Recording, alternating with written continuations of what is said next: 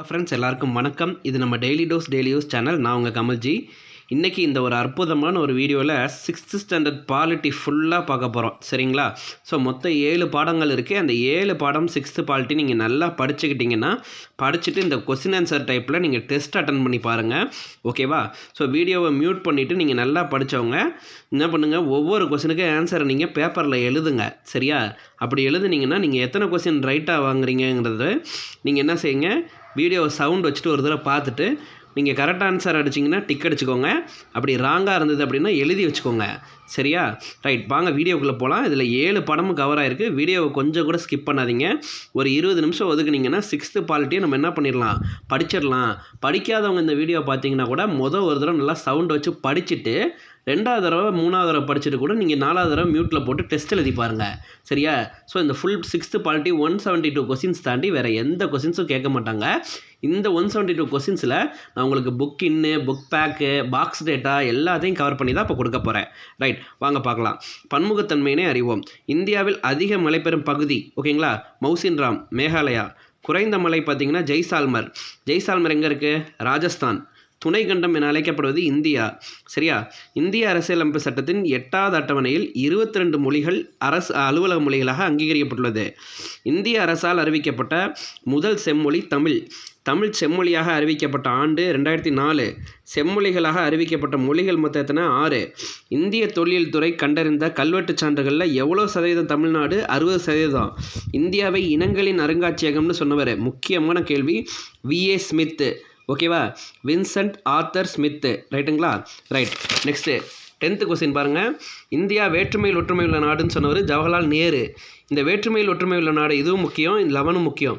இந்த வேற்றுமையில் ஒற்றுமை உள்ள நாடுங்கிறது எந்த நூலில் சொல்லியிருக்காருன்னா டிஸ்கவரி ஆஃப் இந்தியா. அப்போ டிஸ்கவரி ஆஃப் இந்தியா என்ற நூலின் ஆசிரியர் ஜவஹர்லால் நேரு. இந்த டான்ஸ்லாம் பாருங்கள். தெய்யம், மோகினி, கதகளி இது 3மே கேரளா. யக்ஷகானம் கர்நாடகா. குச்சிப்புடி ஆந்திரா. ஜம்மு காஷ்மீர் தும்ஹல். ஜம்மு தும்மு. பஞ்சாப்பு பங்கரா. பஞ்சாப் டான்ஸ் பஞ்சாப்லலாம் பங்கமாக ஆடுவாங்க. குஜராத்து கார்போ மற்றும் தாண்டியா. பிஹு சத்ரியா அசாம். கதக் வட இந்தியா. கல்பேலியா கூமர் ராஜஸ்தான். ராசலீலா சோலியா உத்தரப்பிரதேசம். மணிப்பூர். ஒடிசா. பார்த்தீங்களா? இந்த 18 கேள்வியோட முதல் பாடம் முடிஞ்சது. வாங்க அப்படியே 2வது படத்துக்கு போகலாம். 2வது படம் சமத்துவம் பெறுதல். தென்னாப்பிரிக்காவில் இனவெறி கொள்கையை முடிவுக்கு கொண்டு வந்தவர் நெல்சன் மண்டேலா. சாதி, மதம், இனம், பிறப்பு, பாலினம் அடிப்படையில் பாகுபாட்டு காட்டக்கூடாத தடை விதிப்பதை பற்றி சொல்லும் சட்டப்பிரிவு அரசியலமைப்பு சட்டப்பிரிவு 15 உட்பிரிவு 1. பாபா சாஹேப் என சிறப்பிக்கப்படுபவர் அம்பேத்கர். 1927 கொலம்பியா பல்கலைக்கழகத்தில் அவர் என்ன பட்டம் பெறுவார்? PhD. அரசியல் நிர்ணய சபையின் வரைவு குழு தலைவர் அம்பேத்கர். இந்திய அரசியலமைப்பின் தந்தை அம்பேத்கர். சுதந்திர இந்தியாவின் முதல் சட்ட அமைச்சர் அம்பேத்கர். அம்பேத்கருக்கு பாரத ரத்னா விருது 1990. ஓகேங்களா? இந்த பாயிண்ட்ஸ் எல்லாமே ரொம்ப முக்கியம். 1000 ஆண்களுக்கு நிகரான பெண்களின் எண்ணிக்கையை கணக்கிடுவது பாலின விகிதம். சட்டத்தின் முன் அனைவரும் சமம் பிரிவு 14. ஓகேங்களா? அவுல் பகீர் ஜெயினுலாப்தீன் APJ அப்துல் கலாம் என்பதன் ஃபுல் ஃபார்ம். அவுல் பகீர் ஜெயினுலாப்தீன். APJ அப்துல் கலாமுக்கு பாரத ரத்னா விருது வழங்கப்பட்ட ஆண்டு 1997. ஓகேவா? அம்பேத்கருக்கு 90, இவருக்கு 97. ரைட்டா? ரைட். இந்தியாவின் ஏவுகணை மனிதர் என சிறப்பிக்கப்படுபவர் அப்துல் கலாம். APJவின் நூல்கள் என்னென்னங்க? தி லூமினஸ் ஸ்பார்க், எழுச்சி தீபங்கள், இந்தியா 2020, அக்னி சிறகுகள். ஓகேங்களா? அப்துல் கலாம் அவர்களுக்கு மிகவும் பிடித்த நூல் திருக்குறள். அண்ட் தென் இன்னொரு நூல் என்னப்பா? லைட் ஃப்ரம் மெனி லேம்ப்ஸ், விளக்குகள் பல தந்த ஒளி. லிலியன் வாட்சன் எழுதியிருப்பார். 14 வயதில் உலக இளையவர் சதுரங்க போட்டி சாம்பியன் ஆகிருப்பார். யாருங்க? விஸ்வநாதன் ஆனந்த். இந்தியாவின் first grandmaster Viswanathan Anand. அந்த கிராண்ட் மாஸ்டர் பட்டம் வாங்கின ஆண்டு 1988. 2007 நாட்டின் 2வது உயரிய விருதான பத்ம விபூஷன் விருது வாங்குறாரு. 1991-92 ஓகேங்களா? விளையாட்டு வீரர்களுக்கு வழங்கப்படும் முதன்மை விருதான ராஜீவ்காந்தி கேல் ரத்னா விருதை பெற்ற முதல் வீரர் இவர் தான். 2016 ரியோ ஒலிம்பிக்கில் மாரியப்பன் தங்கவேலு 1.89 மீட்டர் உயரம் தாண்டியிருப்பார். தாண்டி என்ன வாங்கியிருப்பார்? தங்கம் வாங்கியிருப்பார். ரைட்டா? Right. 3rd lesson is very important lesson. தேசிய சின்னங்கள். சரியா? நல்லா பாருங்கள். ஒரு காட்டின் மைய அச்சு என்பது புலி. தமிழ்நாட்டின் புதுக்கோட்டை மாவட்டத்தில் விராலிமலையில் மயில்களுக்கான சரணாலயம் இருக்குது. இந்தியாவின் நீளமான நதி என்ன நதி? கங்கை நதி. ஓகேவா? அதிக எண்ணிக்கையில் துணை நதிகளை கொண்ட நதி கங்கை நதி. கங்கை நதியோட நீளம் 25. கங்காங்கிற பொண்ணு எப்போ டெஸ்ட் வச்சாலும் 25க்கு 25 மார்க் வாங்கிடும். சரியா? பிரம்மபுத்திரா நதியின் நீளம் 3848. சரிங்களா? ஸோ பிரம்மபுத்திரா நதி 3848 கிலோமீட்டர் நீளம் இருந்தாலும் அது இந்தியாவில் பாயும் நீளம் குறைவு. அதனால தான் இந்தியாவின் நீளமான நதியை நம்ம கங்கை நதியை சொல்கிறோம். சரியா? ரைட். இமாம் பசந்த் எனப்பட்டவை முகலாயர் காலத்தில் ராஜாக்களுக்காக உருவாக்கப்பட்ட ஒரு மாம்பழங்கள். காட்டின் மூதாய் மரம் எனப்படுவது ஆலமரம். உலகிலே கூடு கட்டி அதில் முட்டை வைத்து இனப்பெருக்கம் செய்யும் பாம்பு ராஜநாகம். ஓகேங்களா? ஆலமரம் என்னங்க? இந்தியாவோட தேசிய மரம், தேசிய மலர், தேசிய பழம். ஆலமரம், தாமரை, மாம்பழம் இது எல்லாமே தேசிய சின்னமாக அறிவிக்கப்பட்ட ஆண்டு 1950. மாம்பழத்தில் உள்ள வைட்டமின்கள் ACD. ஓகேங்களா? மயில் தேசிய சின்னமானது 1963. புலி 1973. ஸோ 63, 73. உலகில் புலிகள் எண்ணிக்கையில் 70% மேலே இந்தியாவில் இருக்குது. சரியா? வரலாற்று புகழ்மிக்க தலைநகரங்கள் கங்கை ஆற்றங்கரையில் தோணுச்சு. கங்கை தேசிய நதியாக அறிவிக்கப்பட்ட ஆண்டு 2008. கங்கை நதியின் நீளம் 2525. பிரம்மபுத்திரா 3848. ஓகேவா? ரைட். ஆற்று ஓங்கில் யானை. ஓகேங்களா? ஆற்று ஓங்கில் யானை ரெண்டுமே தேசிய சின்னமாக அறிவிக்கப்பட்ட ஆண்டு 2010. தோழமை பாக்டீரியானா லாக்டோபேசில்லஸ். சரிங்களா? அதான் பாலை தயிரா மாத்திர பாக்டீரியா. இது வந்து தேசிய சின்னமான ஆண்டு 2012. ஹோபிபாக்கஸ் ஹானாங்கிறது ராஜநாகத்தோட அறிவியல் பேர். தமிழ்நாட்டோட விலங்கு வரையாடு. பறவை பார்த்திங்கன்னா மரகத புறா. மலர் செங்காந்தல் மலர். மரம் பனைமரம். தேசிய கொடியில் காவி நிறம். ஓகேங்களா? காவி நிறம் என்ன சொல்லுன்னா தைரியத்தையும் தியாகத்தையும். பச்சை நிறம் பார்த்திங்கன்னா செழுமையும் வளமும். வெள்ளை நிறம் பார்த்திங்கன்னா தூய்மை, நேர்மை, அமைதி. கருநீல நிறத்தில் உள்ள அசோக சக்கரம் அறவழியையும் அமைதியும் சொல்லுது. தேசிய கொடியில் நீல அகல விகிதம் 3:2. அசோக சக்கரம் ஆரங்கள் எத்தனைன்னு கேட்டிங்கன்னா 24. இந்திய தேசிய கொடியை வடிவமைத்தவர் பிங்காலி வெங்கையா. ஓகேங்களா? ஸோ பிங்காலி வெங்கையா. விடுதலை இந்தியாவில் முதல் தேசிய கொடி நெய்யப்பட்ட இடம் குடியாத்தம், வேலூர். ஜவஹர்லால் நேரு செங்கோட்டையில் கொடியேற்றிய நாள் 15/8/1947. இந்த கொடி எந்த கோட்டையில் அருங்காட்சியகத்தில் வச்சுருக்காங்கன்னா புனித ஜார்ஜ் கோட்டை. ஜார்ஜ் கோட்டை எங்கே இருக்குன்னா சென்னையில் இருக்குது. ஆங்கிலேயர்களால் இந்தியாவில் கட்டப்பட்ட முதல் கோட்டை தான் புனித ஜார்ஜ் கோட்டை. ஈரோடு மாவட்டத்தில் சென்னிமலையில் பிறந்தவர் தான் திருப்பூர் குமரன். 1932 காந்தியை கைது செஞ்ச போது நாடெங்கிலும் போராட்டம். அந்த போராட்டத்தில் திருப்பூர் குமரன் கலந்துக்குவார். ஓகேவா? ஸோ தேசிய கொடியை கையில் ஏந்தியபடியே என்ன பண்ணிடுவார்? இறந்துருவார். அதனால தான் அவர் கொடி காத்த குமரன்னு சொல்கிறோம். நெக்ஸ்ட்டு தேசிய லட்சணை. அசோகர் காலத்தில் உள்ள சாரநாத் தூண். ஓகேங்களா? சாரநாத் தூண் அந்த தேசிய லட்சணையாக அது ஏற்றுக்கொள்ளப்பட்ட ஆண்டு ஜனவரி 26, 1950. ஓகேவா? தேசிய லட்சணையின் அடிப்பகுதியில் உள்ள வாசகம் தான் என்னென்னா சத்தியமேவ ஜெயதே. சத்தியமேவ ஜெயதே என்பதன் பொருள் வாய்மையே வெல்லும். நமது லட்சணையில் மொத்தம் 4 சிங்கம் இருக்கும். ஆனால் அது நம்ம 3 சிங்கங்களை மட்டும்தான் தெளிவாக பார்க்க முடியும். சரியா? ரைட். மேலும் இந்த லட்சணையில் யானை வந்து என்ன சொல்லுது, குதிரை என்ன சொல்லுது, காளை சிங்கம் என்ன சொல்லுதுன்னு பார்க்கலாம். யானை வந்து ஆற்றல், குதிரை வந்து வேகம், காளை வந்து கடின உழைப்பு, சிங்கம் வந்து கம்பீரம். தேசிய கீதம். சரிங்களா? தேசிய கீதம் என்ன? ஜனகணமன வங்க மொழியில் இயற்றப்பட்டது. இந்தியாவின் இறையாண்மை மற்றும் ஒருமைப்பாட்டின் அடையாள சின்னம். Very important question. இந்தியாவின் இறையாண்மை மற்றும் ஒருமைப்பாட்டின் அடையாள சின்னம் எனப்படுவது தேசிய கீதம். தேசிய கீதத்தை தாகூர் எந்த மொழியில் எழுதினார்? வங்க மொழியில் எழுதினார். ஆனால் அது எந்த மொழியில் மொழியாக்கம் பண்ணாங்க? ஹிந்தி மொழியில். அப்படி ஹிந்தி மொழியில் மொழியாக்கம் பண்ணதுக்கப்புறம் தான் இந்திய அரசியலமைப்பால் இது ஜனவரி 24, 1950 அப்போ ஏற்றுக்கொள்ளப்பட்டது. ஓகேங்களா? And 77th question very important. 1911 December 27 கல்கத்தாவில் நடந்த INC மாநாட்டில் தேசிய கீதம் பாடப்பட்டது. எங்கே நடந்தான்னு கேட்டால் கல்கத்தா. ஓகேங்களா? தேசிய கீதத்தை 52 செகண்ட்ஸில் பாடணும் அல்லது இசைக்கணும். தேசிய பாடல் என்பது வந்தே மாதரம். வந்தே மாதரம் முதல் பத்தி விடுதலை போராட்டத்தை பற்றி முக்கியமாக சொல்லுது. தேசிய பாடலில் வந்தே மாதரத்தை இயற்றியவர் தான் பங்கிம் சந்திர சட்டர்ஜி. இவர் எந்த மொழியில் ஏற்றிருப்பார்? வங்க மொழியில் ஏற்றிருப்பார்.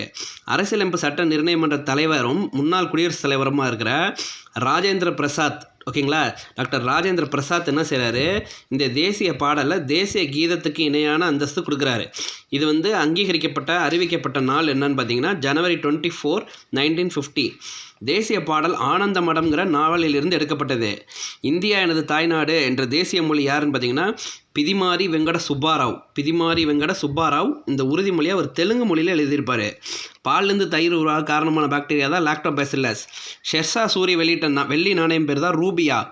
ரூபியா என்ற சொல்லானது ரௌபியா அப்படிங்கிற ஒரு சமஸ்கிருத மொழி சொல்லிலிருந்து வந்தது. சரிங்களா? ரூபாய்க்கான சின்னத்தை வடிவமைத்தவர் T. உதயகுமார் 2010 வடிவமைச்சிருப்பார். கிபி 78 சக ஆண்டு முறை கனிஷ்கர் காலத்தில் தொடங்கியது. யார் காலத்தில் தொடங்கியது? கனிஷ்கர். ஓகேவா? ரைட். நெக்ஸ்ட்டு சக ஆண்டு முறையானது சமபகல் இரவு நாளான மார்ச் 22ல் தொடங்குகிறது. அப்போ சமபகல் இரவு நாள் என்ன நாள்? மார்ச் 22. லீப் ஆண்டுகளில் மார்ச் 21. லீப் இயற்பியாளரான மேக்நாத் சாஹா அவங்க தலைமையில் தான் ஃபஸ்ட்டு நாள்காட்டி, முதல் தேசிய நாட்காட்டி ஏற்றுக்கொள்ளப்பட்டது 1957 மார்ச் 22. உலகின் மிகப்பெரிய ஜனநாயக நாடு உதித்த நாள், அதான் இந்திய நாடு விடுதலை அடைந்த நாள் ஆகஸ்ட் 15. ஆடுவோமே பல்லு பாடுவோமேன்னு விடுதலை பாட்டில் பாரதியார் பாடிய பாடலை பட்டம்மாள் வானொலியில் பாடுறாங்க. சுதந்திர நாளில் நாட்டின் கொடியை செங்கோட்டையில் கொடியேற்றவங்க பிரதமர். நல்லா தெரிஞ்சுக்கோங்க, சுதந்திர நாளப்போ செங்கோட்டையில் கொடியேற்றுறவங்க பிரதமர். குடியரசு நாளப்போ செங்கோட்டையில் கொடியேற்றவர் குடியரசுத் தலைவர். ரைட்டா? ரைட். இந்திய அரசியல் சாசனம் நடைமுறைக்கு வந்த நாள், வெரி வெரி இம்பார்ட்டன்ட் கொஸ்டின், ஜனவரி 26. அந்த நாள் தான் குடியரசு நாள். இப்போ தான் பார்த்தோம், குடியரசு நாளில் செங்கோட்டையில் குடியேற்றுபவர் யாருன்னு பார்த்தீங்கன்னா குடியரசுத் தலைவர். பாசறைக்கு திரும்புதல் விழா குடியரசு தினத்துக்கு அப்புறம் 3 நாள் கழிச்சு ஜனவரி 29 நடக்கும். இந்த ஜனவரி 29 முப்படை, தரைப்படை, கப்பற்படை, விமானப்படை, இந்த 3 படையும் இசைக்குழுவோடு சேர்ந்து குடியரசுத் தலைவரை முதன்மை விருந்தினராக வச்சு ஒரு விழா நடத்துவாங்க.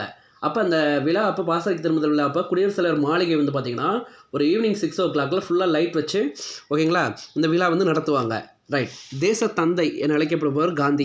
சர்வதேச அகிம்சை நாள் காந்தி பிறந்த நாள் அக்டோபர் 2. ஓகேங்களா? எந்த ஆண்டுலேருந்து சர்வதேச அகிம்சை நாளாக கொண்டாடுறாங்கன்னா 2007. கரியார் முதலை ஆற்று ஓங்கில், கங்கை நதியில் இருக்கக்கூடிய முதலை கரியால் முதலை, கங்கை நதியில் இருக்கக்கூடிய டால்ஃபின் ஆற்று ஓங்கில். இந்திய அரசியலமைப்பு சபை மூவண்ண கொடியை தேசிய கொடியாக ஏற்றுக்கொண்ட நாள், வெரி இம்பார்ட்டன்ட் கொஸ்டின், ஜூலை 22, 1947. நான்முக சிங்கம் என்ன அருங்காட்சியகத்தில் இருக்குது? சாரநாத். அண்ட் 106 பாருங்கள், ரொம்ப முக்கியமான கொஸ்டின்.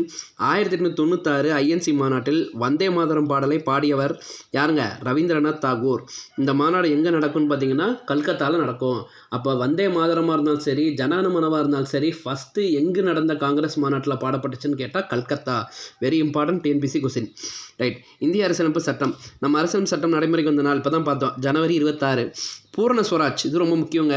அதாவது ஒரு டொமினியன் அந்தஸ்து இல்லாமல் ஒரு முழுமையான சுதந்திரம் வேணும் அப்படிங்கிறத பேஸ் பண்ணி தான் பூரண ஸ்வராஜ், முழு சுயராஜ்யம் என்ற முழக்கம் ஐஎன்சியால் வலுப்பெற்றது. ஓகேங்களா? 1929 லாகூர் காங்கிரஸ் அப்போ, ஓகேங்களா, லாகூர் காங்கிரஸில்.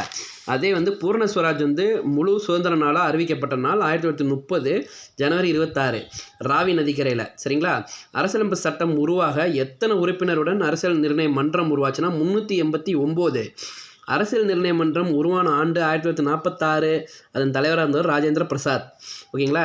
அரசியல் நிர்ணய மன்றத்தில் இடம்பெற்ற பெண் உறுப்பினர்கள் மொத்தம் எத்தனை பேர்? 15 பேர். அதில் குறிப்பிடத்தக்கவங்க சரோஜினி நாயுடு அண்ட் விஜயலட்சுமி பண்டிட். சரோஜினி நாயுடுனா இந்தியாவின் நைட்டிங்கேல் என அழைக்கப்படுபவர். ஓகேவா? ஐநாவின் பொதுச் செயலாளர் யாருன்னு பார்த்தீங்கன்னா ஃபஸ்ட்டு ஐநாவின் பெண் பொதுச் செயலாளர் யாருன்னா விஜயலட்சுமி பண்டிட்.